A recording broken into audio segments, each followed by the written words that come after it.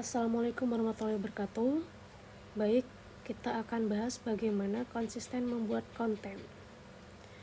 Jadi di sini aku sudah siapkan template tentang konten kalender. Ini bisa diakses melalui Google Sheet ya. Kita lihat di halaman pertama sudah ada bagaimana cara menggunakan konten kalender ini. Kita langsung ke setup. Di menu setup nanti kakak akan baca ada yang namanya content pillar. Jadi content pillar ini merupakan topik utama atau fokus konten nanti yang akan kita buat itu kemana, begitu. Sudah aku kasih contoh di sini. Di sini ada yang pertama itu tentang konten edukasi. Edukasi seperti apa nantinya akan kita sampaikan kepada audiens. Oh, ini mau tentang edukasi tips menulis atau tutorial yang menarik. Boleh juga seperti itu. Atau jika kakak penulis, kakak bisa mengedukasi melalui sebuah kasus yang lagi viral. Misalnya ada artis yang lagi digebukin sama suaminya, terus nanti di akhir cerita kakak tulis pesan apa yang bisa disampaikan kepada audiens. Contoh lagi misalnya di entertainment, nah kita post challenge berupa kuis, atau bisa juga kakak kasih reward kepada pembaca, misalnya begitu ya, kepada pembaca setia, bagi-bagi koin, atau kakak bagi-bagi pulsa, seperti itu. Kemudian kita bisa isi konten kita melalui storytelling. Kita menceritakan alur novel pilihan melalui video pendek, seperti itu. Atau mungkin ada ide yang lain terkait tentang fokus konten kita akan kemana, boleh ditulis di bagian yang ini ya. Dan selanjutnya ada content type atau tipe konten. Nah, tipe konten ini fleksibel, tergantung kakak mau produksi foto atau video, dan semuanya tergantung kebutuhan juga. Misalnya yang pertama itu konten tipenya adalah post saja.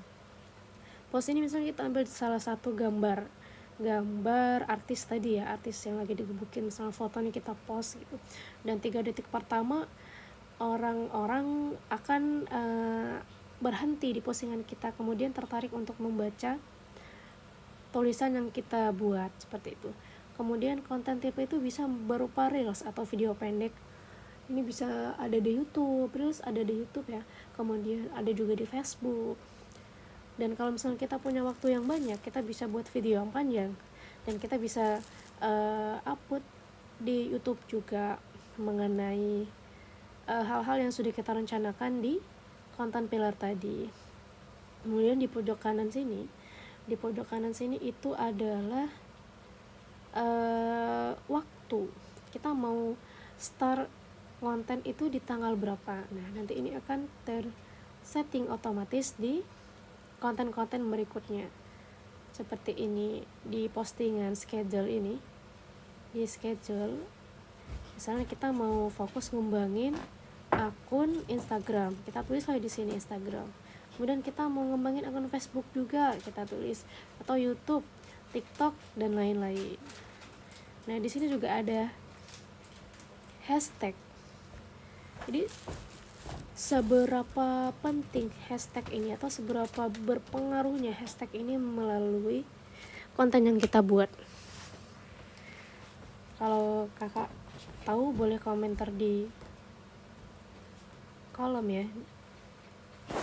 Kalau di sini untuk Instagram Altaf yang biasa aku kelola, hashtag yang aku pakai bisa nulis jadi cuan, daftar kelas menulis, latih tulis fiksi, ataupun hashtag yang sedang viral juga boleh digunakan.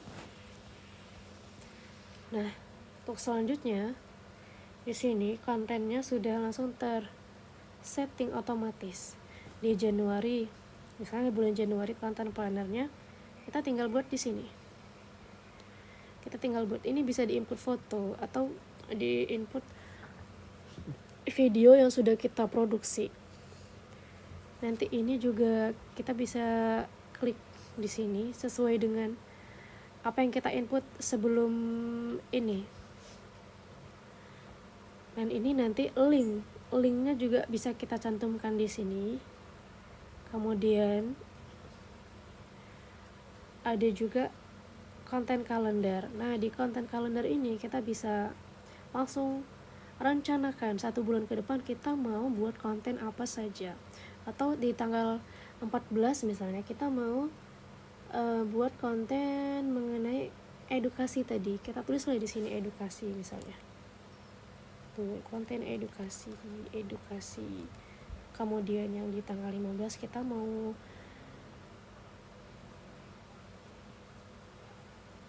misalnya di tanggal 15 kita mau promosi tulisan begitu, dan seterusnya kita rencanakan sampai 1 bulan ke depan.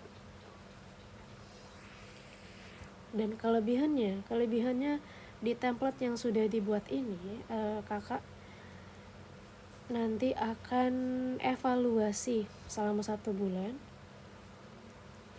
akun mana yang sudah berkembang, apakah Instagram, TikTok followers.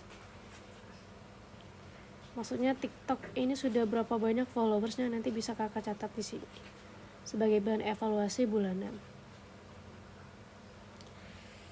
Kayak begitu seterusnya nanti sampai bulan Desember 2024 bisa direncanakan 1 tahun ke depan, bahkan kalau misalnya memang bisa konsisten. Begitu.